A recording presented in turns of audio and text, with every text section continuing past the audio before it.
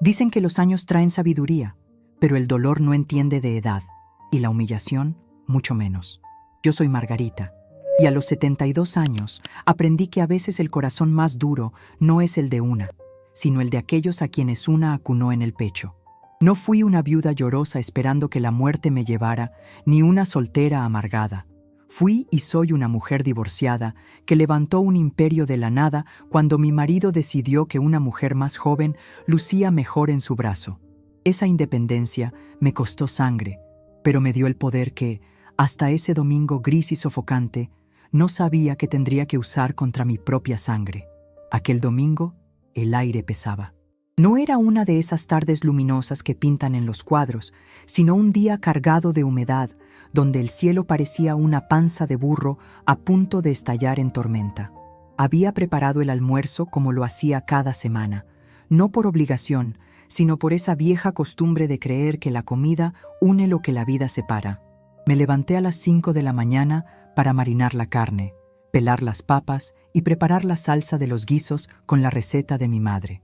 Mis manos, aunque manchadas por el tiempo y torcidas un poco por la artritis, todavía se movían con la destreza de quien ha trabajado toda la vida. Cuando llegaron, la casa se llenó de ruido, pero no de calidez. Mi hija, Clara, entró hablando por teléfono, apenas rozándome la mejilla con un beso al aire que ni siquiera sonó. Mi yerno, un hombre bueno pero pusilánime, se sentó frente al televisor inmediatamente. Y luego entró él, Julián, mi nieto, mi orgullo, o eso creía yo.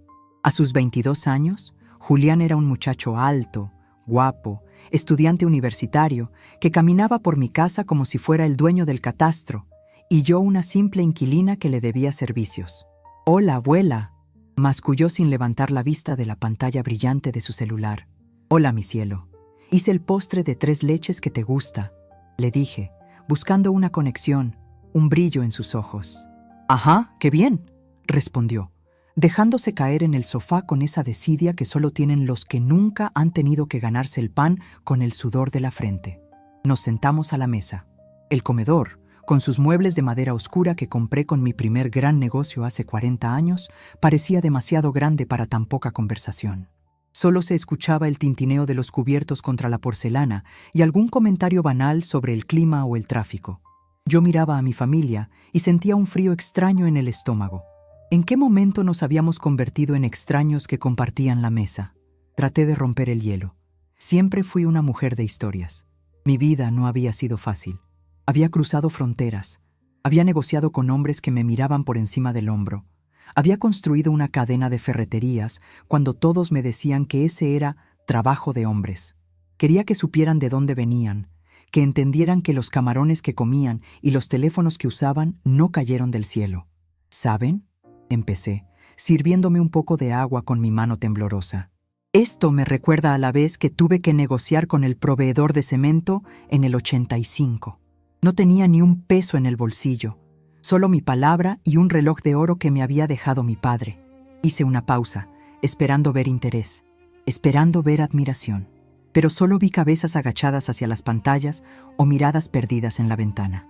Continué, elevando un poco la voz, tratando de inyectar emoción al relato, de pintarles el cuadro de una mujer joven y sola enfrentándose al mundo. El tipo me dijo que no fiaba a mujeres. Proseguí, sonriendo ante el recuerdo de mi victoria. Y yo le puse el reloj en la mesa y le dije, «Este reloj vale más que su camión. Si no le pago en una semana, se lo queda». Tuve que trabajar 20 horas diarias esa semana. Fue entonces cuando ocurrió. El golpe. Julián soltó un suspiro exagerado, sonoro, cargado de un fastidio visceral. Dejó caer el tenedor sobre el plato con un estruendo que hizo saltar a mi yerno. Levantó la vista, y sus ojos, idénticos a los míos, me miraron con un desprecio que me heló la sangre.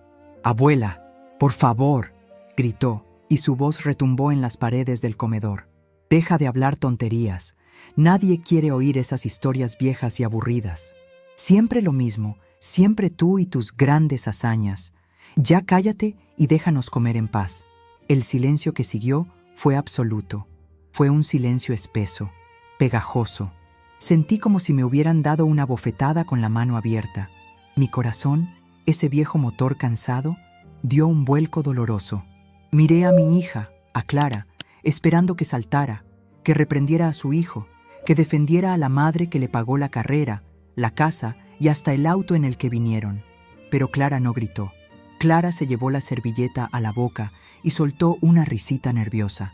«Ay, mamá, es que sí, a veces repites mucho las cosas», dijo ella, evitando mi mirada. «El niño está estresado con la universidad, no lo tomes a mal». Y entonces los demás se rieron. Fue una risa suave, cómplice, una risa que decía: «Sí, la vieja está loca, hay que tenerle paciencia». Se rieron de mi historia, de mi esfuerzo, de mi dignidad. Se rieron de mí. En ese instante, algo se rompió dentro de mí. No fue el corazón, no. El corazón de una mujer como yo ya tiene demasiadas cicatrices para romperse por un capricho. Lo que se rompió fue el velo de la abnegación. Durante años había justificado sus desplantes, sus olvidos, su ingratitud, diciéndome a mí misma que era cosa de la juventud. Pero esa risa fue la sentencia. No lloré. Margarita no llora en público. Sentí cómo el calor subía por mi cuello, pero no era vergüenza. Era una ira fría y calculadora, una ira antigua. Lentamente, muy lentamente, dejé mi servilleta sobre la mesa. No temblé. Alicé el mantel con la palma de la mano, sintiendo la textura del lino bajo mis dedos rugosos. Me puse de pie. La silla arrastró contra el piso de madera, un sonido rasposo que cortó sus risas por un segundo. «¿Mamá? ¿Te sientes mal?», preguntó Clara, fingiendo preocupación, pero con la cuchara todavía en la mano. No respondí. Fingí esa sordera selectiva que ellos creían que yo padecía por la edad. Mantuve el rostro impasible, como una máscara de piedra. Me di la vuelta y caminé hacia el pasillo. «Déjala, se fue a hacer su drama», escuché decir a Julián a mis espaldas, seguido de otra risa burlona. Al fin un poco de silencio. Cada paso que daba hacia mi habitación era un paso alejándome de ellos, no físicamente, sino emocionalmente. El pasillo parecía interminable. Pasé por delante de las fotos colgadas en la pared. La graduación de Clara, el bautizo de Julián, mis viajes, todo pagado por las historias viejas. Todo financiado por la mujer que debía callarse. Entré a mi cuarto y cerré la puerta con suavidad. El clic de la cerradura fue el sonido más satisfactorio que había escuchado en años. Mi habitación estaba fresca, olía a lavanda y a cera para muebles. Me senté en mi sillón de lectura, junto a la ventana donde las primeras gotas de lluvia empezaban a golpear el cristal, llorando las lágrimas que yo me negaba a derramar. Respiré hondo. El dolor en el pecho seguía ahí, punzante, pero mi mente estaba clara, clarísima. «Nadie quiere oír historias viejas», había dicho. Bien, si mis historias no valían nada, entonces mi dinero, producto de esas historias, tampoco debería importarles. Saqué mi celular del bolsillo de mi Rebeca. No era un teléfono viejo de teclas grandes como ellos asumían que debía tener. Era un smartphone de última generación que yo misma había aprendido a usar viendo tutoriales en internet, porque si algo me enseñó la vida, es que quien no se adapta, muere. Desbloqueé la pantalla. Mis dedos se movieron con una agilidad que hubiera sorprendido a mi nieto. Abrí la aplicación del banco. Ahí estaba el saldo, brillante y contundente. Y ahí estaban las cuentas vinculadas. Vi el nombre, Julián, universidad y gastos. Recordé todas las notificaciones que me llegaban de esa cuenta. Restaurantes de sushi, tiendas de ropa de marca, bares los jueves por la noche, plataformas de videojuegos. «El niño está estresado», había dicho mi hija. Sí, muy estresado gastando la pensión que yo le asignaba mensualmente, una suma que superaba el salario de muchos profesionales, una suma que yo le daba porque quería que tuviera la vida fácil que yo no tuve. Error, un error garrafal.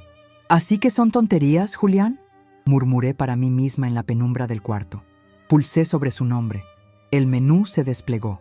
Mis ojos buscaron la opción con la determinación de un francotirador. Configuración de tarjeta adicional. Límite de gastos. Bloquear temporalmente. Cancelar tarjeta. Dudé un segundo, no por lástima, sino para saborear el momento. Pensé en su cara burlona, en la risa de mi hija. Pensé en el reloj de mi padre que tuve que empeñar hace 40 años para empezar mi negocio. Ese reloj que Julián ni siquiera sabía que existió porque aburre. Seleccioné bloquear tarjeta. Y no solo eso. Fui a la transferencia programada para el día siguiente, lunes, su mesada semanal para la gasolina y sus caprichos. Eliminar transferencia recurrente. La aplicación me pidió confirmación. ¿Está segura de que desea realizar esta acción? Más segura que nunca, respondí en voz alta. Confirmé. Operación exitosa. Dejé el celular sobre la mesita de luz, junto a mis gafas y mi rosario de madera. Me recosté en el respaldo del sillón y cerré los ojos. Afuera, en el comedor, escuché que encendían el televisor para ver el partido de fútbol. Seguían comiendo mi comida, bebiendo mi vino, bajo mi techo, totalmente ignorantes de que el grifo de oro se acababa de cerrar. Sentí una paz extraña. No era felicidad, era la calma que precede a la guerra. Julián creía que yo era una anciana senil que solo servía para cocinar y firmar cheques. Estaba a punto de descubrir que Margarita, la mujer que negociaba con cemento y acero en los 80, seguía viva, y que esa mujer no perdonaba la falta de respeto. Me quedé allí, escuchando la lluvia arreciar contra la ventana, esperando. Sabía que el golpe no se sentiría hoy. Hoy tenían la panza llena. El golpe llegaría mañana, cuando la tarjeta pasara por el datáfono de alguna cafetería de moda o cuando intentara echar gasolina. Ellos creían que me había retirado a lamer mis heridas. No sabían que me había retirado a afilar mis cuchillos. Y el silencio de mi habitación fue, por primera vez en mucho tiempo, mi mejor aliado.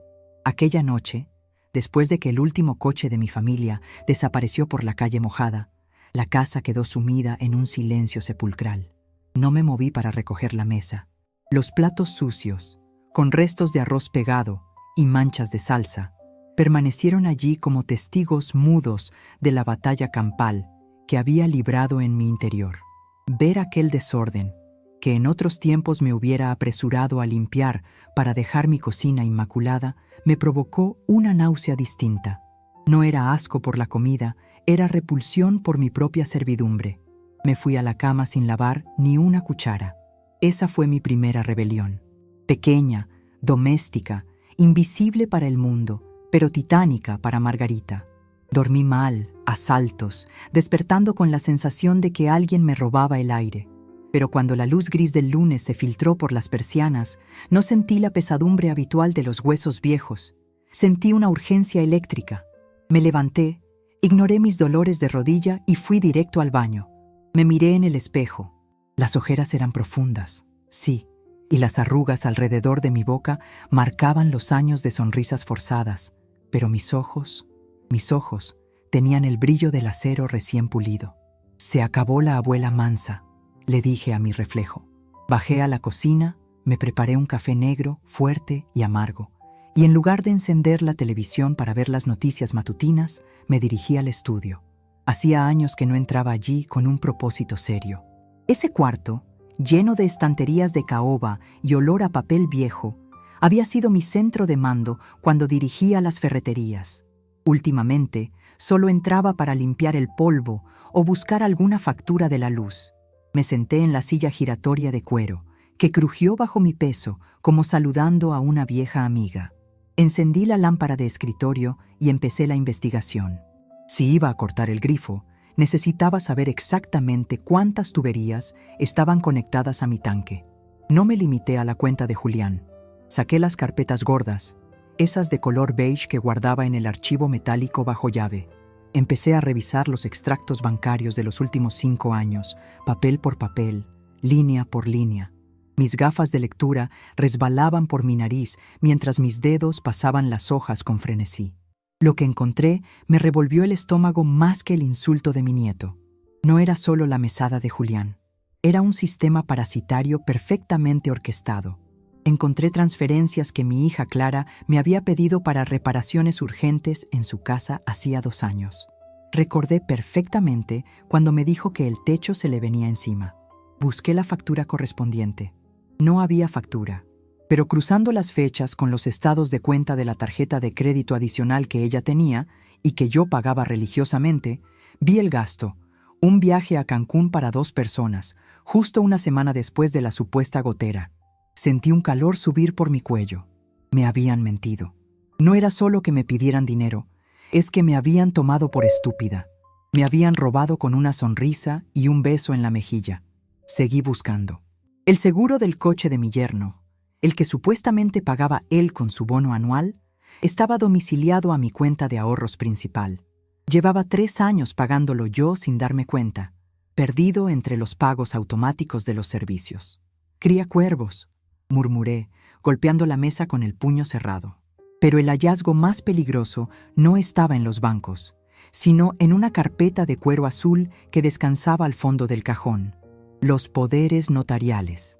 Hace 10 años, cuando tuve aquel susto con la presión arterial, Clara me convenció de firmar un poder general para pleitos y cobranzas, actos de administración y de dominio. En ese momento, debilitada y asustada por la vejez que se me venía encima, pensé que era lo correcto. «Es por si te pasa algo, mamá, para poder moverte al hospital o manejar tus cosas si tú no puedes», me había dicho con voz dulce. Leí el documento de nuevo. Las letras negras bailaban ante mis ojos, burlándose de mi ingenuidad. Actos de dominio. Eso significaba que Clara podía vender mi casa, mis locales, mis terrenos e incluso vaciar mis cuentas sin consultarme, siempre y cuando yo no lo revocara explícitamente. El miedo me recorrió la espalda como una lagartija fría. Si Julián empezaba a lloriquear hoy porque su tarjeta no pasaba y Clara se daba cuenta de que yo estaba cerrando el grifo, ella tenía el arma legal para despojarme de todo antes de que yo pudiera pestañear. Podían declararme senil. Podían decir que yo no estaba en mis cabales. Necesitaba un recurso, necesitaba artillería pesada. Mi mente voló hacia el pasado. Recordé los años 80, cuando los proveedores intentaban estafarme con material de segunda. Recordé a quien me había ayudado a redactar mis primeros contratos blindados, el licenciado Valdés, Ernesto Valdés, un hombre bajito, calvo, con cara de bulldog y una mente tan afilada que podría cortar diamantes. Hacía años que no hablaba con él, desde que vendí la mayor parte del negocio y me retiré a esta vida de abuelita pastelera. ¿Seguiría vivo? ¿Seguiría ejerciendo? Busqué en mi vieja agenda de teléfonos, esa libreta de piel roja donde anotaba los números con pluma fuente. Allí estaba, bajo la B. Marqué el número fijo, rezando para que no fuera una línea muerta. 1, 2, 3 timbres. «Despacho Jurídico Valdés y Asociados, buenos días», contestó una voz joven, femenina. «Necesito hablar con el licenciado Ernesto Valdés», dije, y me sorprendió la firmeza de mi propia voz. No sonaba como la mujer que ayer servía postres. Sonaba como la patrona.bre. «El licenciado ya casi no atiende casos, señora. Está semi-retirado». «¿De parte de quién?» «Dígale que llama Margarita Laínez, la de la ferretera del norte. Dígale que tengo un problema con cemento fraguado que necesito romper». Hubo un silencio, luego una música de espera. Segundos después, una voz ronca, castigada por años de tabaco, resonó en el auricular. «¿Margarita? ¡Por Dios santo! Pensé que te habías ido a vivir a una isla en el Caribe o que ya estabas tejiendo chambritas para bisnietos». «Ernesto», suspiré, sintiendo un alivio inmenso. «Ni isla, ni chambritas. Estoy aquí, y estoy rodeada de tiburones. Y lo peor es que los tiburones tienen mis apellidos». Le expliqué la situación brevemente. No los detalles sentimentales. A Ernesto no le importaban las lágrimas.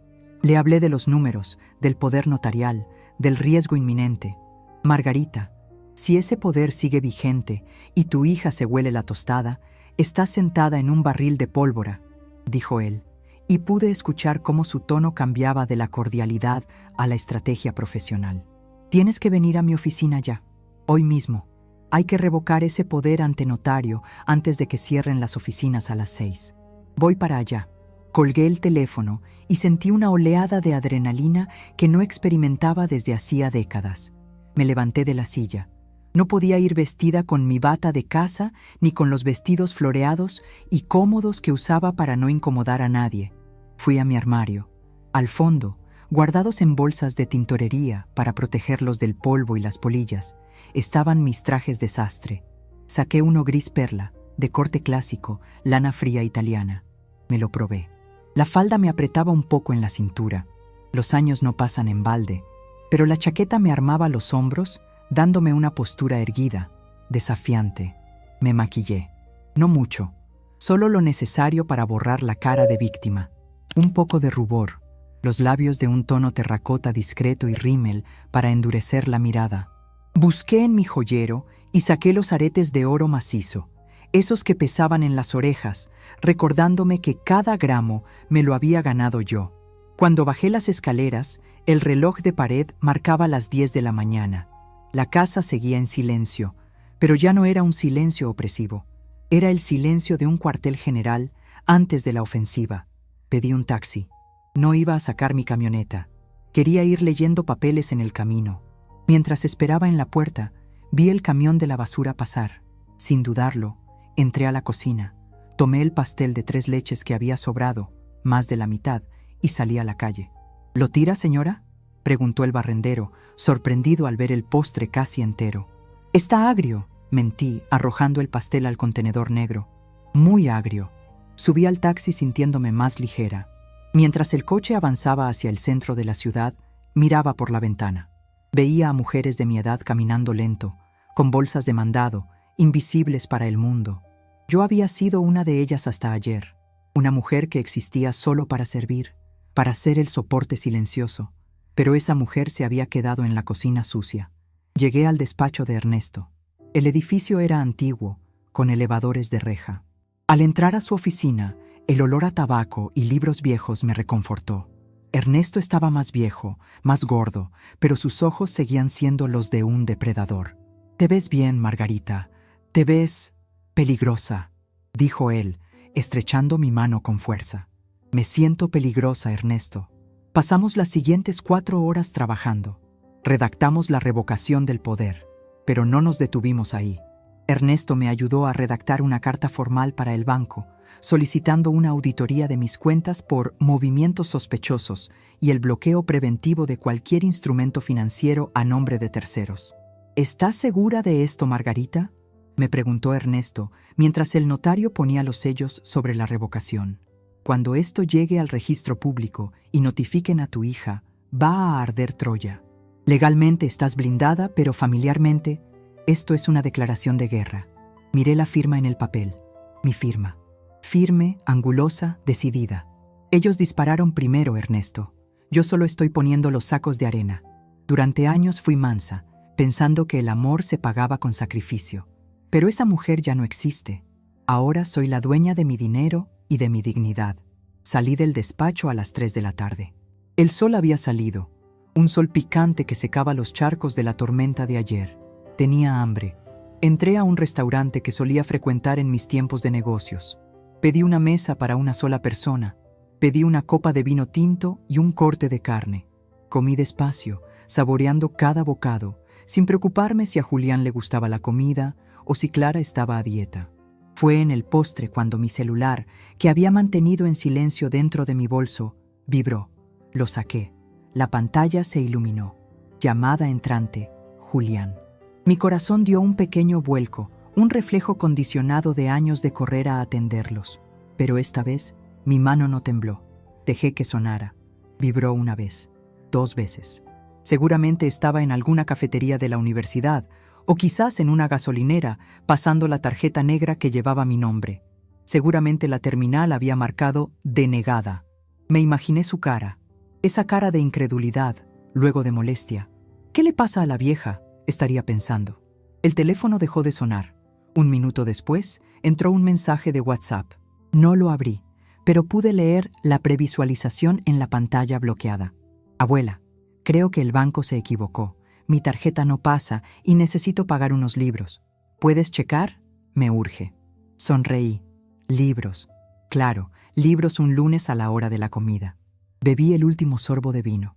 No contesté. Bloqueé la pantalla y pedí la cuenta. Pagué con mi propia tarjeta, esa que funcionaba perfectamente porque yo era quien la llenaba de fondos. «Quédese con el cambio», le dije al mesero. Salí a la calle. El plan estaba en marcha. Ya no había vuelta atrás. Había cortado los suministros y había levantado las murallas legales. Ahora solo quedaba esperar el asedio. Sabía que Julián no se rendiría con una llamada. Sabía que Clara entraría en escena pronto. Pero yo tenía algo que había olvidado durante años. Tenía el control. Y mientras caminaba hacia la parada de taxis, con mis tacones resonando en el asfalto, me sentí poderosa. No como una abuela, sino como una mujer que acaba de recuperar las llaves de su propio reino. El teléfono volvió a vibrar en mi bolso. Esta vez era Clara. Lo dejé sonar mientras miraba el tráfico de la ciudad, sintiendo una extraña y fría paz. Que llamaran, que se desesperaran. Hoy, Margarita no estaba para nadie. Hoy Margarita estaba ocupada recuperando su vida.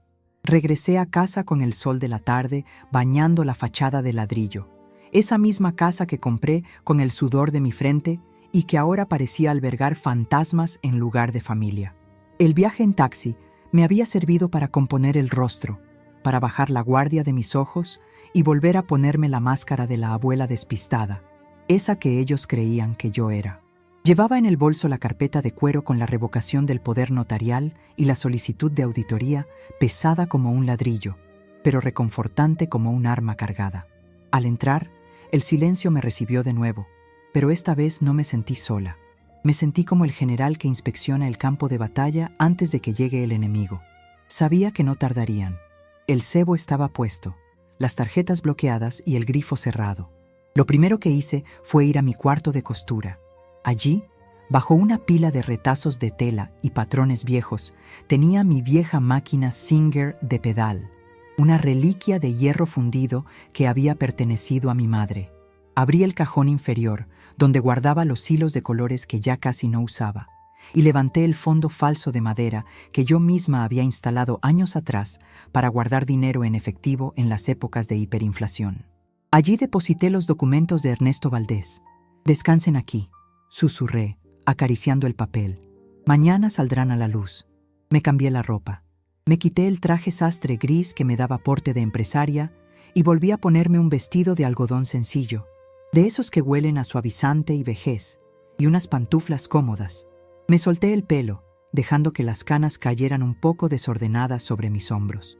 Me miré al espejo y ensayé una sonrisa trémula, una mueca de confusión. Si querían a una anciana senil que aprieta botones sin querer, eso es exactamente lo que tendrían. No pasó ni una hora cuando escuché el motor del auto de Clara rugir en la entrada. No aparcó, derrapó. El sonido de sus tacones golpeando el camino de piedra hacia la puerta principal fue como el redoble de un tambor de guerra. Estaba en la cocina, fingiendo pelar unas zanahorias con movimientos lentos y torpes, cuando la puerta se abrió de golpe.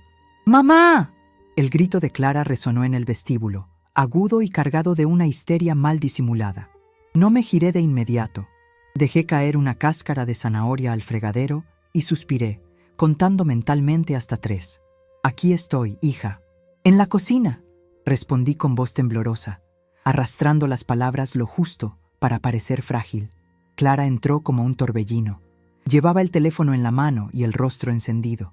Detrás de ella venía Roberto, mi yerno, con esa cara de circunstancias que ponía siempre que había problemas de dinero, frotándose las manos como si tuviera frío, aunque la tarde era bochornosa. «Mamá, ¿qué pasó con el banco?», disparó Clara sin siquiera saludar. Julián me llamó desesperado. Estaba en la librería de la universidad intentando comprar unos manuales de medicina carísimos y la tarjeta le rebotó 3 veces. ¡3 veces, mamá! Qué vergüenza pasó el pobre niño delante de sus compañeros. Dejé el pelador sobre la mesa y me sequé las manos en el delantal, tomándome mi tiempo. Me giré y los miré con los ojos muy abiertos, inyectados de una inocencia fabricada. ¿Rebotó?, pregunté, frunciendo el ceño como si no entendiera el término. ¿Cómo que rebotó? Si yo le deposité... Bueno, creo que le deposité. No, mamá, no crees, intervino Roberto, acercándose con ese tono condescendiente que usaba para explicarme cómo funcionaba el control remoto de la televisión. La cuenta aparece bloqueada, fondos no disponibles o restricción de usuario. Julián intentó llamar al banco, pero como la titular eres tú, no le dieron información. ¿Tocaste algo en la aplicación del celular? Me llevé la mano a la boca, fingiendo consternación. Ay, Roberto, tú sabes que yo con ese aparato moderno me hago bolas, dije, y por dentro sentí una satisfacción perversa al ver cómo se impacientaban. Ayer me llegó un mensaje raro, De esos que dicen que ganaste un premio y le piqué a algo. Y luego la pantalla se puso negra. ¿Será que borré el dinero? Clara soltó un bufido y rodó los ojos hacia el techo. Ese gesto, ese mismo gesto que había hecho en el almuerzo cuando se burlaron de mí, ahora me parecía ridículo. Antes me dolía. Ahora me confirmaba que iba por el buen camino. ¡Por Dios, mamá!, exclamó ella, caminando de un lado a otro de la cocina, haciendo sonar sus tacones. Te hemos dicho 1000 veces que no toques nada si no sabes. Ahora Julián está varado sin gasolina y sin los libros. Tuve que transferirle yo de mi cuenta personal. Y sabes que andamos cortos este mes porque Roberto aún no cobra la comisión de ventas. Lo siento mucho, hija, murmuré, bajando la cabeza. Yo solo quería ver si me había llegado la pensión. Dame tu celular, ordenó Clara, extendiendo la mano con la palma abierta, exigente, como si fuera una autoridad policial. Aquí venía la prueba de fuego. Si les daba el teléfono desbloqueado, verían las notificaciones de bloqueo voluntario, verían la malicia, verían a Margarita. No sé dónde lo dejé. Mentí con suavidad. Creo que se quedó sin batería y lo puse a cargar arriba, o quizás se cayó debajo del sofá. Mi cabeza, hija, últimamente mi cabeza no está bien. Roberto suspiró, frustrado. Bueno, no importa el celular ahora. Lo que importa es arreglarlo. Tenemos que llamar al banco, mamá. Tienes que darnos tus claves de acceso telefónico para desbloquear eso ya. Me apoyé en la encimera, haciéndome la cansada. Mis piernas, aunque firmes, fingieron flaquear. Ay, hijos, me siento un poco mareada con tantos gritos. ¿No pueden hablarme más despacito? Siéntate, mamá, dijo Clara, pero no con cariño, sino con la impaciencia de quien aparta un mueble viejo que estorba. A ver, concéntrate. Necesitamos que mañana a primera hora vayamos al banco. Yo te llevo. Roberto no puede porque trabaja, pero yo paso por ti a las 9. No, mejor a las 8:30, para ser las primeras. ¿Al banco?, pregunté, abriendo mucho los ojos. Ay, no, hija. Mañana tengo el médico. Me duelen mucho las rodillas, ¿recuerdas? El doctor Martínez me dio cita hace 2 meses. Era mentira, por supuesto. Mis rodillas estaban perfectas gracias al colágeno que tomaba en secreto y a las caminatas matutinas que hacía antes de que ellos despertaran. Pero necesitaba ganar tiempo. Ernesto me había dicho que la revocación del poder tardaría 24 horas en quedar asentada en el protocolo notarial y notificada a las instituciones financieras clave. Si iba al banco mañana con Clara, ella podría usar el poder vigente para revertir mis órdenes antes de que el sistema se actualizara. «¡Pues cancelas al médico!», gritó Clara, perdiendo la compostura. «Esto es urgente, mamá. Es el dinero de la familia». «No es el dinero de la familia», pensé, sintiendo cómo la bilis me subía por la garganta. «Es mi dinero». Pero en voz alta dije, «Hija, no me grites. Me pongo nerviosa y se me sube la presión. Mira, hagamos una cosa. El miércoles. El miércoles no tengo nada. Vamos el miércoles tempranito y arreglamos todo lo que yo haya descompuesto con mis dedos torpes». Clara y Roberto intercambiaron miradas. Vi el cálculo en sus ojos. Estaban haciendo cuentas mentales. ¿Podían aguantar 2 días sin mi dinero? ¿Cuánto tenían en sus reservas? «El miércoles es muy tarde, suegra», dijo Roberto, intentando suavizar el tono, pero sonando falso como una moneda de plomo. «Julián necesita pagar la colegiatura del semestre». Bueno, una parte que faltaba. Ahí estaba otra mentira. Yo había pagado el semestre completo hacía 1 mes. Tenía el recibo guardado. ¿Para qué querían ese dinero de la colegiatura? Seguramente para tapar algún agujero de sus propios despilfarros. ¿Faltaba una parte?, pregunté, haciéndome la desmemoriada. Qué raro. Pensé que ya estaba todo pagado. Bueno, mi memoria ya no es la de antes. Pero hijos, de verdad, mañana no puedo. Si me pierdo la cita del médico, me la dan hasta dentro de 3 meses y este dolor no me deja dormir. Me froté la rodilla con una mueca de dolor teatral. Debería haber sido actriz, pensé. O quizás la vida de una mujer divorciada que tuvo que pelear en un mundo de hombres ya es una actuación constante. Clara bufó de nuevo, resignada. Está bien, el miércoles a las 8. Pero mamá, por favor, busca ese celular y no toques nada más. Ni se te ocurra intentar hacer transferencias ni pagar nada. Déjalo quieto. Nosotros te traeremos la despensa si hace falta. Gracias, mi cielo. Eres tan buena, dije, y tuve que morder el interior de mi mejilla para no soltar una carcajada sarcástica. Se fueron como vinieron, apresurados, estresados, sin darme un beso, sin preguntar cómo estaba realmente, sin ofrecerse a ayudarme con la cena. Solo les importaba que el cajero automático llamado Mamá estaba fuera de servicio temporalmente. Cuando cerraron la puerta, dejé de frotarme la rodilla. Me enderecé. Mi espalda crujió, liberando la tensión. Fui a la ventana y los vi subir al auto, discutiendo. Roberto manoteaba y Clara miraba el teléfono con desesperación. «Disfruten el miércoles», murmuré, «porque será el día más largo de sus vidas». Esa noche no dormí mucho, pero no por miedo, sino por la anticipación. Me sentía como en las vísperas de abrir mi primera ferretería, revisando inventarios mentalmente. A eso de las 11 de la noche, mi celular, que había aparecido milagrosamente sobre mi mesita de noche, vibró. Era un correo electrónico de Ernesto Valdés. Asunto: informe preliminar de auditoría y estado de revocación. Me puse las gafas de lectura y abrí el archivo adjunto con el corazón galopando. La pantalla iluminaba mi rostro en la oscuridad de la habitación. Lo que leí me heló la sangre y al mismo tiempo encendió un fuego en mis entrañas que no se apagaría jamás. El informe bancario detallaba los movimientos de los últimos 3 años. Había lo que yo esperaba: gastos excesivos de Julián, las mentiras de Clara. Pero había algo más, algo mucho más sucio. Hace 2 años, cuando vendí un terreno en la zona industrial, deposité el dinero en un fondo de inversión a plazo fijo. Según yo, ese dinero estaba intocable, creciendo para mi vejez o para una emergencia médica real. El informe de Ernesto mostraba que el fondo había sido liquidado anticipadamente hacía 6 meses. La penalización por retiro anticipado había sido monstruosa, casi el 20%. ¿Y el resto del dinero? Transferido a una cuenta, a nombre de una sociedad anónima llamada Inversiones CIR, C-I-R, Clara y Roberto. «Malditos», susurré, y la palabra salió de mi boca como un escupitajo. Habían usado el poder notarial, ese acto de dominio que yo firmé confiando en mi hija. Habían sacado casi todo mi capital líquido, el colchón de seguridad que me había costado 40 años construir, y no me habían dicho nada. Me seguían pidiendo para la gasolina y el supermercado mientras tenían millones de mis pesos en su cuenta fantasma.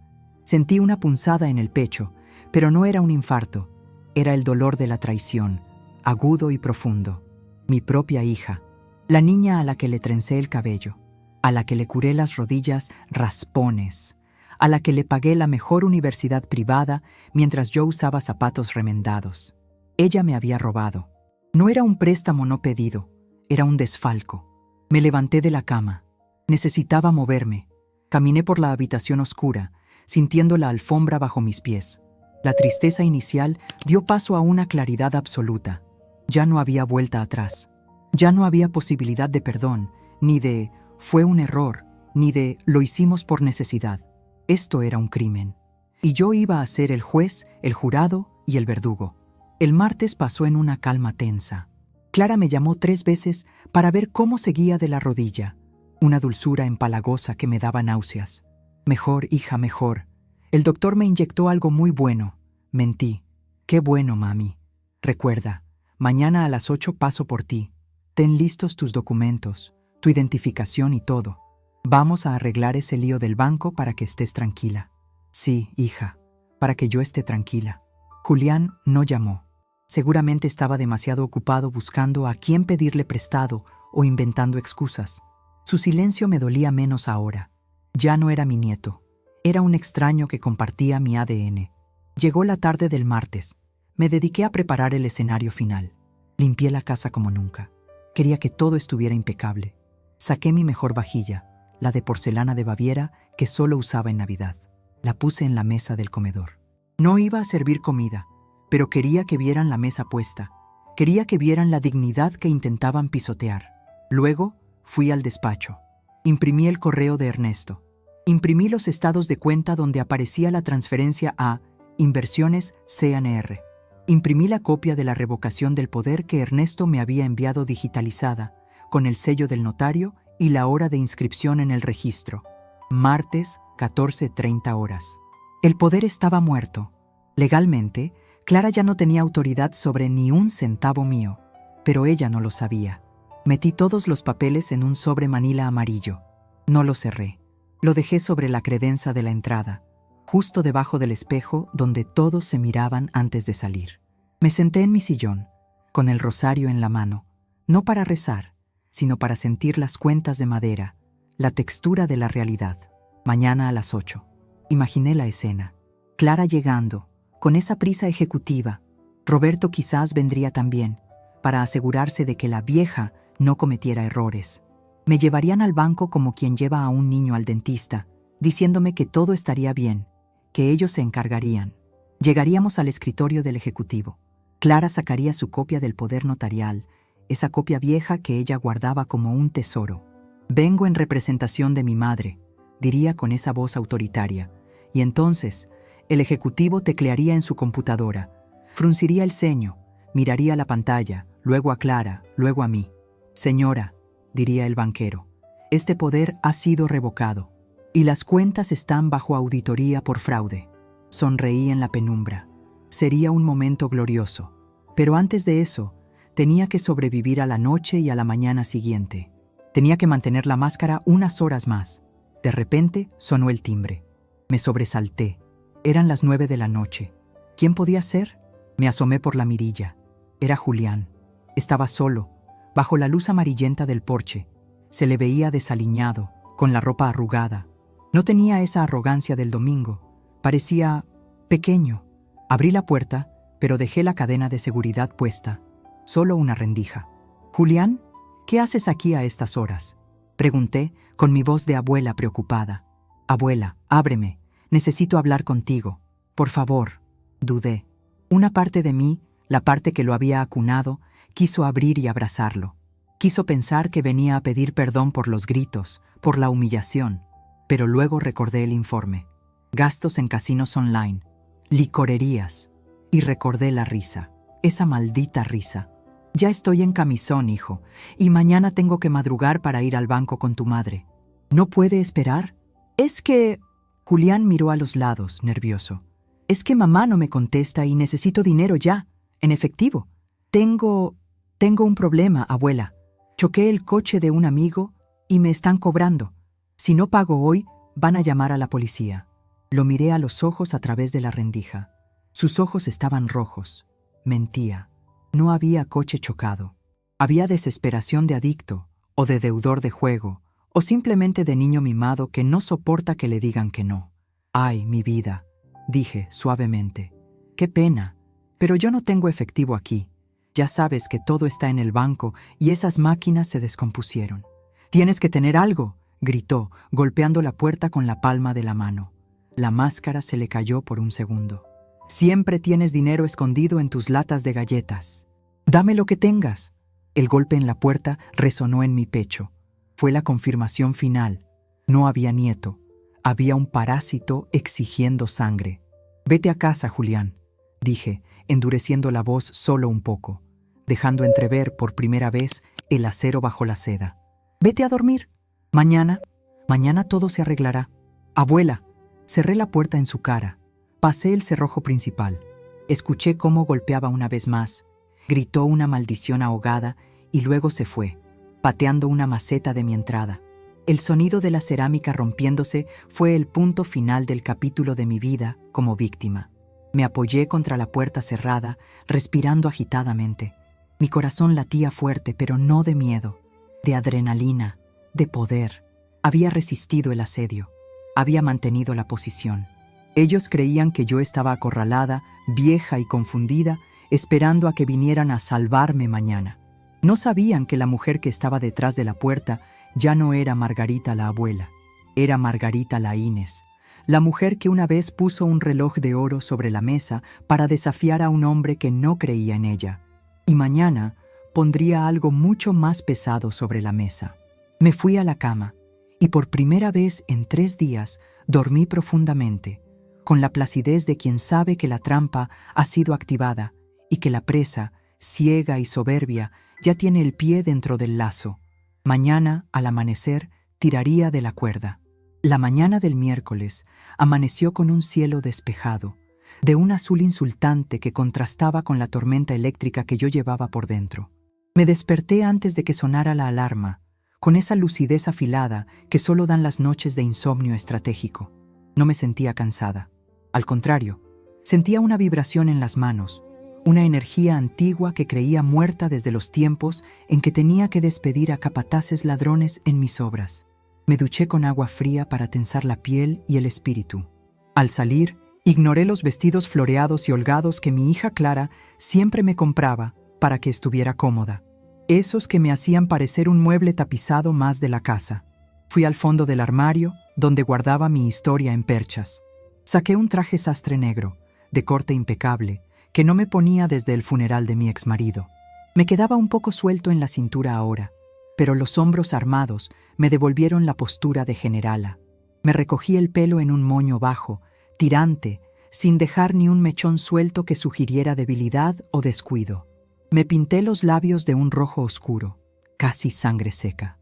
Cuando me miré al espejo, Margarita la abuela no estaba. Me devolvió la mirada Margarita Laínez, la mujer que había levantado un imperio con las uñas llenas de cal. A las 8 en punto, el claxon del coche de Clara sonó en la entrada. 2 pitidos cortos, nerviosos. No salí corriendo. Me tomé mi tiempo para guardar en mi bolso de piel rígida el sobre manila con las pruebas de su traición y mis gafas de sol. Bajé las escaleras despacio, marcando cada paso. Al abrir la puerta, vi el coche de Clara con el motor encendido. Ella tamborileaba los dedos sobre el volante. Al verme salir, sus ojos se abrieron desmesuradamente. Se bajó del auto, no para abrirme la puerta, sino para inspeccionarme.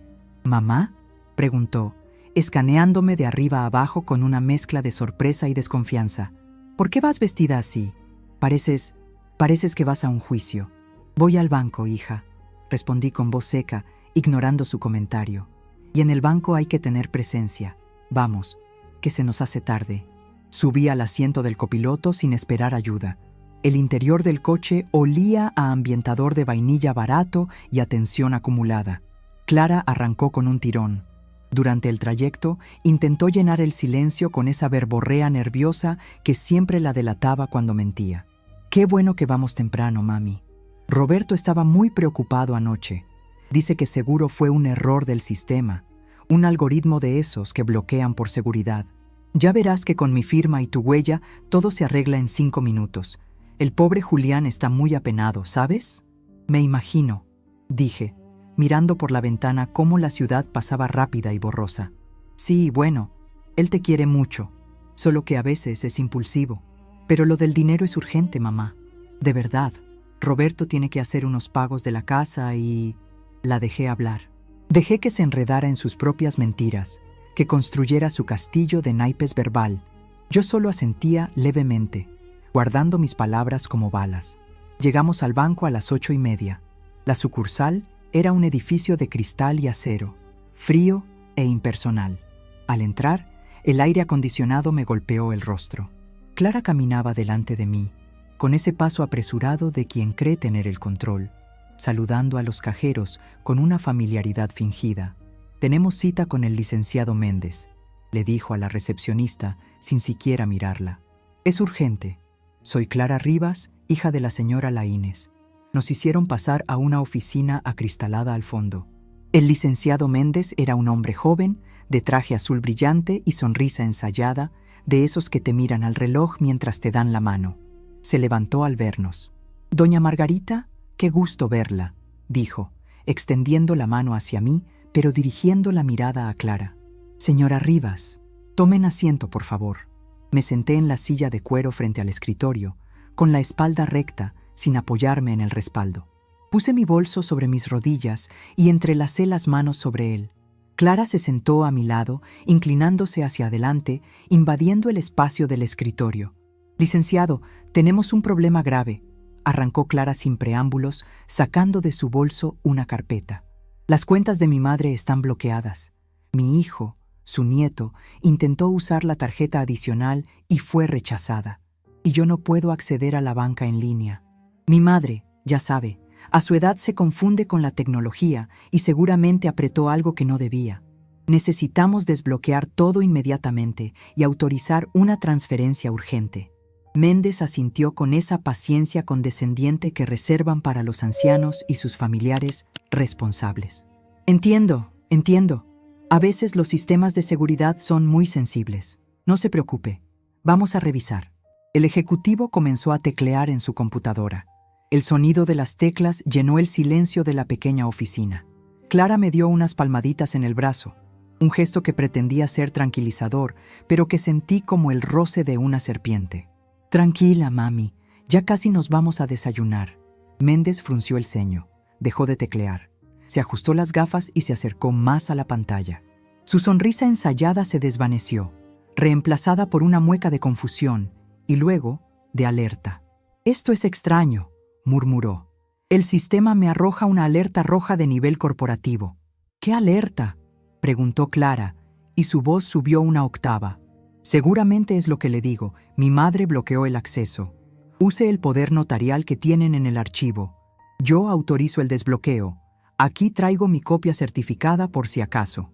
Clara empujó su documento sobre el escritorio con prepotencia. Méndez lo miró apenas un segundo y volvió a la pantalla. «Señora Rivas, el problema no es un bloqueo de usuario», dijo Méndez, y esta vez me miró a mí. Me miró de verdad, no como a un mueble, sino con una mezcla de respeto y temor. «Doña Margarita, el sistema indica que ayer por la tarde se protocolizó una revocación total de poderes ante el notario público número 45 y se ingresó una solicitud formal de auditoría forense por presunto fraude. El tiempo pareció detenerse en esa pecera de cristal. El zumbido del aire acondicionado desapareció. Solo escuché el sonido agudo de la respiración de Clara cortándose de golpe. Ella se quedó congelada, con la mano aún extendida sobre el escritorio.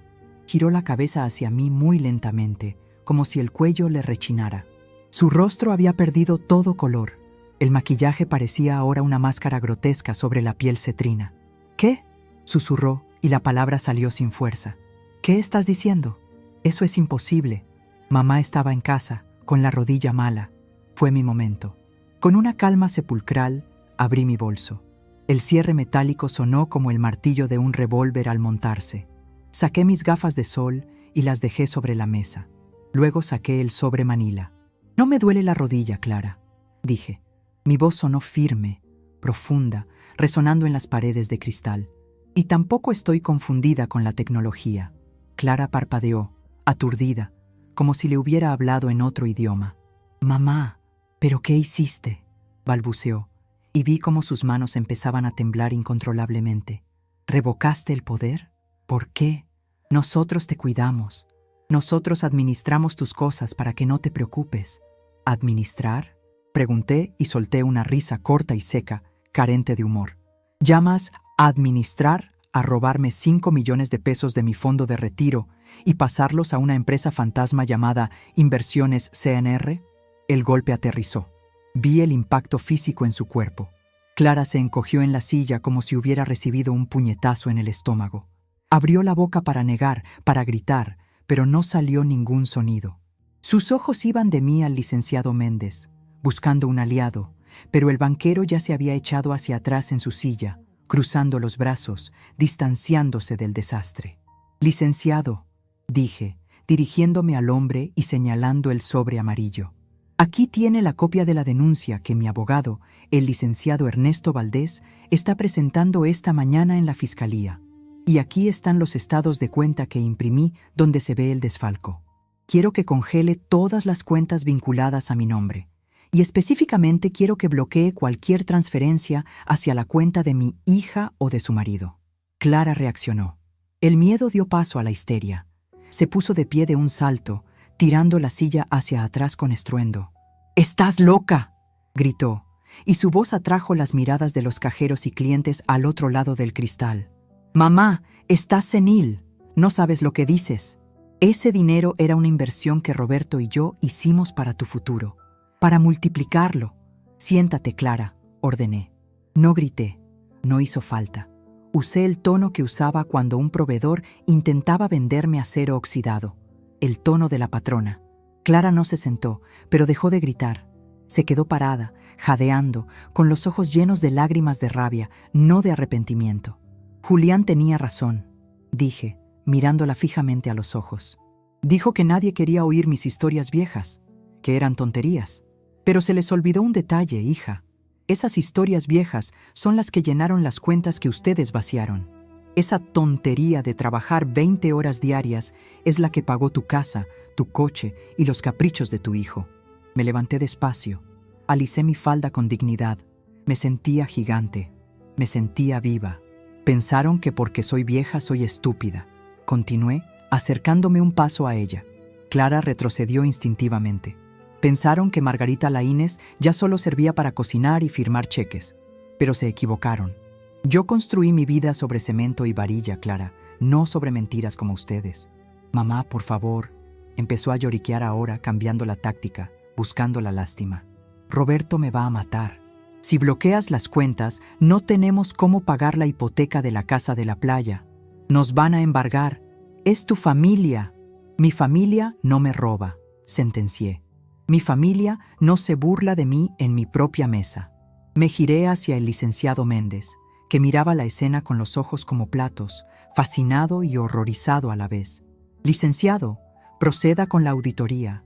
Quiero saber hasta el último centavo que falta. Y si encuentra una sola firma falsificada, quiero que se proceda penalmente, sin miramientos. Por supuesto, doña Margarita, tenga la seguridad de que el banco cooperará en todo, respondió él, con un respeto renovado, casi reverencial. Clara se dejó caer en la silla, tapándose la cara con las manos, sollozando ruidosamente. ¿Cómo vas a volver a casa?, preguntó ella entre sollozos con un hilo de voz. Yo te traje... No te preocupes por mí, dije, colgándome el bolso al hombro. Tengo dinero para un taxi, dinero mío.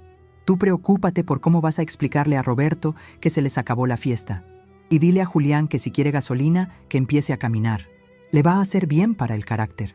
Salí de la oficina de cristal sin mirar atrás. Sentí las miradas de todos los empleados del banco clavadas en mi espalda, pero esta vez no eran miradas de lástima hacia una anciana. Eran miradas de asombro. Caminé por el pasillo central, escuchando el eco de mis propios pasos, firmes y decididos.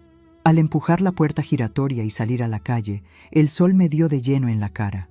El aire estaba caliente, pero yo lo sentí fresco. Saqué mi celular y vi que tenía 5 llamadas perdidas de Roberto. Seguramente Clara ya le había mandado un mensaje en pánico. Sonreí. Una sonrisa verdadera, amplia, que me llegó hasta los ojos. Bloqueé el número de Roberto. Luego bloqueé el de Clara. Me paré en la acera y levanté la mano para parar un taxi. Un coche amarillo se detuvo al instante. El conductor, un hombre mayor con canas, se bajó para abrirme la puerta. «Buenos días, señora. ¿A dónde la llevo?» «Lléveme al mejor restaurante de mariscos de la ciudad», le dije, acomodándome en el asiento trasero. «Y después, lléveme a una agencia de viajes. Tengo ganas de ver el mar, pero esta vez el viaje lo voy a pagar yo y lo voy a disfrutar yo». El taxi arrancó, alejándome del banco, alejándome de la hija que lloraba su ruina en una oficina fría y alejándome de la mujer sumisa que había dejado de existir esa mañana. Había soltado la bomba y la explosión había sido magnífica. El polvo aún estaba en el aire y yo nunca había respirado mejor. Había recuperado mi nombre y con él mi vida. La humillación del domingo había sido dolorosa, sí, pero la victoria del miércoles sabía a gloria, sabía a justicia y sobre todo sabía a libertad. Aquel primer sorbo de vino blanco frío en el restaurante de mariscos tuvo un sabor que jamás había experimentado en mis 72 años. Sabía a libertad absoluta. Me senté sola en una mesa con vista al puerto, viendo los barcos pesqueros mecerse con la marea, y por primera vez en décadas no miré el reloj. No tenía que correr a supervisar una obra, ni tenía que regresar a casa para asegurarme de que la cena estuviera lista para una familia que ni siquiera me miraba a los ojos. Pedí langosta, esa que siempre decía que era demasiado cara para un día cualquiera, y la comí despacio, manchándome los dedos con mantequilla y limón, disfrutando del silencio de mi teléfono bloqueado. Esa tarde no regresé a casa. Me hospedé en un hotel boutique en el centro de la ciudad, uno con sábanas de hilo egipcio y servicio a la habitación. Necesitaba ese espacio neutral, ese territorio virgen donde los fantasmas de la traición de Clara y la ingratitud de Julián no pudieran alcanzarme. Desde la cama del hotel, con la ciudad iluminada a mis pies, di la orden final a Ernesto Valdés. «Ernesto», le dije por teléfono, mientras miraba las luces de los coches fluir como un río de oro. «No quiero verlos, no quiero escuchar sus excusas. Quiero que ejecutes la auditoría hasta las últimas consecuencias. Si quieren evitar la cárcel por el desfalco de la sociedad fantasma, tendrán que devolverlo todo, hasta el último centavo. Será una carnicería, Margarita», me advirtió él con su voz rasposa de fumador. «Van a perder la casa de la playa, los coches, quizás hasta su propia vivienda si la hipotecaron para cubrir sus deudas de juego. ¿Estás dispuesta a ver a tu hija en la ruina?». Cerré los ojos y recordé la risa en el almuerzo. Recordé la mirada de desprecio de Julián. Recordé los años de mentiras. Ellos eligieron su ruina cuando decidieron que yo era un estorbo saqueable, Ernesto. Procede, que aprendan lo que cuesta ganarse el pan. La semana siguiente fue un torbellino silencioso. Mientras yo paseaba por museos y galerías de arte que siempre quise visitar, Ernesto desmantelaba la vida de ficción de mi hija y mi yerno. Fue quirúrgico. Al presentar las pruebas del fraude de Inversiones CNR ante la Fiscalía como medida de presión, Clara y Roberto entraron en pánico. No hubo necesidad de juicio público. El miedo a las rejas fue suficiente para que firmaran la dación en pago. Entregaron las llaves de la casa de veraneo. Vendieron sus camionetas de lujo. Tuvieron que liquidar sus acciones en el club social para cubrir el agujero financiero que habían cavado en mis cuentas. Me contaron que Roberto lloró en la oficina de Ernesto, suplicando clemencia, alegando que lo hacían por el bien de la familia. Ernesto, viejo lobo de mar, ni siquiera le ofreció un pañuelo. Regresé a mi casa 10 días después. Había ordenado cambiar todas las cerraduras y contratar un sistema de seguridad nuevo. Al entrar, la casa olía a cerrado, pero también a limpieza. Ya no estaba impregnada de la energía demandante de ellos. Recorrí las habitaciones vacías. En el cuarto de huéspedes, donde Julián solía quedarse cuando se peleaba con sus padres o quería pedirme dinero, encontré una caja de zapatos llena de tickets de apuestas deportivas. La quemé en la chimenea esa misma noche, viendo cómo el papel se retorcía y ennegrecía, llevándose con él la última pizca de culpa que podía quedarme. La transformación de mi vida no fue un evento de un solo día. Fue como el fraguado del cemento, lento pero indestructible. Julián tuvo que dejar la universidad privada. Sin mi financiación y con sus padres ahogados en deudas, no hubo manera de sostener esa matrícula exorbitante. Me enteré, por las lenguas largas de las vecinas que siempre saben todo, que tuvo que buscar trabajo. El muchacho que se burlaba de mis historias viejas sobre el trabajo duro, terminó trabajando de mesero en una franquicia de hamburguesas. Un mes después de mi golpe de estado, me lo encontré. Fue casualidad, o quizás el destino que tiene un sentido del humor retorcido. Yo salía de una librería con un paquete de novelas bajo el brazo, y él estaba limpiando las mesas de la terraza del local contiguo. Llevaba un uniforme de poliéster naranja que le quedaba grande y tenía manchas de grasa en el delantal. Nuestras miradas se cruzaron. Él se detuvo con el trapo en la mano, paralizado. Vi la vergüenza subirle por el cuello, roja y caliente. Vi que quiso esconderse, quiso desaparecer, pero luego bajó la cabeza. No hubo arrogancia en sus ojos, solo hubo cansancio. Ese cansancio real que yo conocía tan bien, el que te queda en los huesos después de estar 8 horas de pie, aguantando a clientes groseros. No me acerqué, no le ofrecí dinero. Simplemente asentí con la cabeza, un saludo breve y digno, y seguí caminando. Él necesitaba esa lección más que mi dinero. Necesitaba entender que el respeto no se hereda, se construye. Con el paso de los meses, mi vida floreció de una manera que jamás imaginé posible a los 70 años. Con el capital recuperado y blindado, hice lo que le prometí al taxista. Viajé, fui a Italia, recorrí la Toscana sola, alquilando un pequeño auto convertible y conduciendo por carreteras llenas de cipreses. Comí pasta hecha a mano en pueblos donde nadie sabía mi nombre ni mi historia, donde solo era la señora Margarita, una mujer elegante que dejaba buenas propinas. En Florencia, me compré zapatos de cuero suave y caminé hasta que me dolieron los pies. Pero era un dolor dulce, el dolor de estar viva y en movimiento. Allí, sentada frente al Duomo, con un cuaderno en el regazo, entendí que mi soledad no era un castigo. Durante años, había llenado mi casa de gente ingrata por miedo al silencio. Pero el silencio, descubrí, no estaba vacío. Estaba lleno de mí misma. Estaba lleno de mis pensamientos, de mis gustos, de mis deseos postergados. Al regresar a mi país, 6 meses después, no volví a la misma rutina. La Margarita que cocinaba para todos había muerto.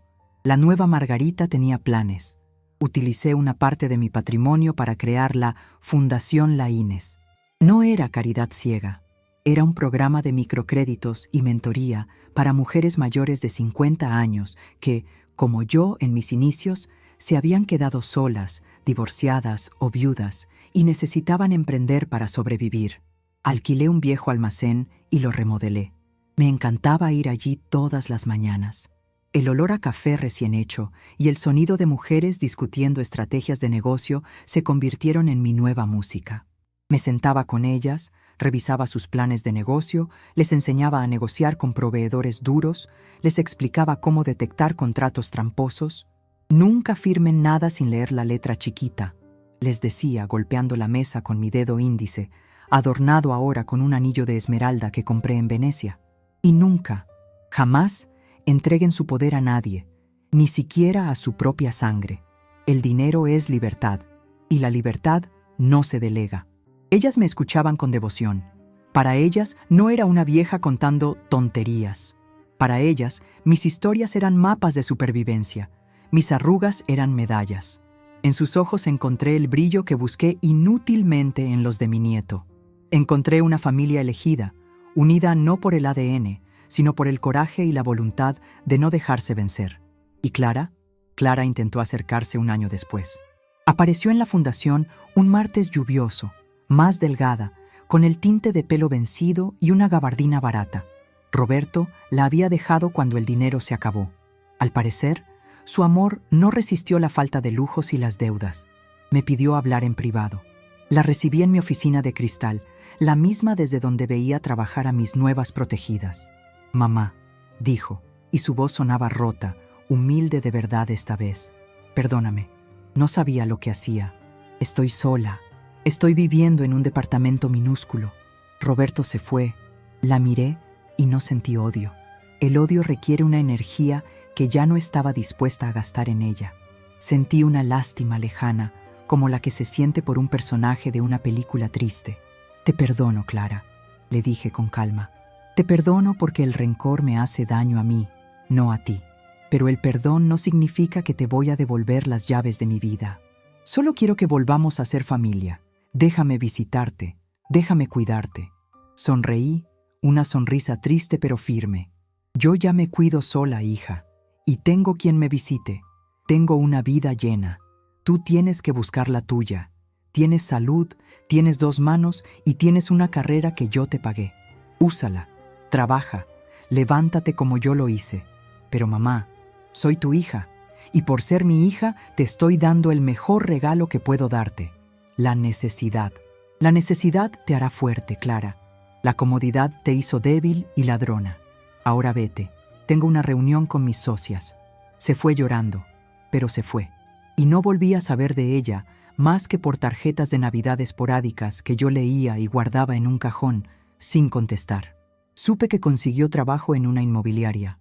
Supe que Julián terminó sus estudios en una universidad pública, pagándoselos él mismo, y que ahora era un hombre más serio, más callado. Quizás, algún día, cuando yo sea mucho más vieja, ellos vengan a mi puerta con las manos limpias y el corazón curado. Quizás entonces les abra. Pero no hoy. Hoy mi vida es mía. A mis 73 años me levanto cada mañana con un propósito. No soy la abuela que espera la muerte sentada en un sillón. Soy la empresaria, la viajera, la mentora. Soy la dueña de mi tiempo y de mi destino. A veces, por las noches, me sirvo una copa de vino y salgo al jardín. Miro las estrellas y pienso en aquel domingo gris. Fue el día más doloroso de mi vida, sí. Pero también fue el día en que volví a nacer. El dolor fue el cincel que rompió la cáscara de la costumbre y dejó salir a la mujer que llevaba décadas escondida. Aprendí que la sangre es un vínculo biológico, pero la lealtad es una decisión. Aprendí que envejecer no es desaparecer, sino consolidarse. Y sobre todo, aprendí que nunca es tarde para dar un golpe en la mesa y reclamar el respeto que nos merecemos. Así que si alguna mujer de mi edad está leyendo esto, sentada en una mesa donde nadie escucha sus historias, donde se sienten invisibles o usadas, les digo, no tengan miedo. No tengan miedo de ser la vieja bruja, la egoísta o la loca. Tengan miedo de ser la alfombra. Levántense, hagan ruido, cierren el grifo. Y si alguien les dice que dejen de hablar tonterías, sonrían, den media vuelta y bloquéenles la entrada a su vida. Porque más sabe el diablo por viejo, pero más sabe la mujer por vieja, por vivida y por dueña de sus propios ovarios. Y esa, queridas mías, es la única historia que verdaderamente importa.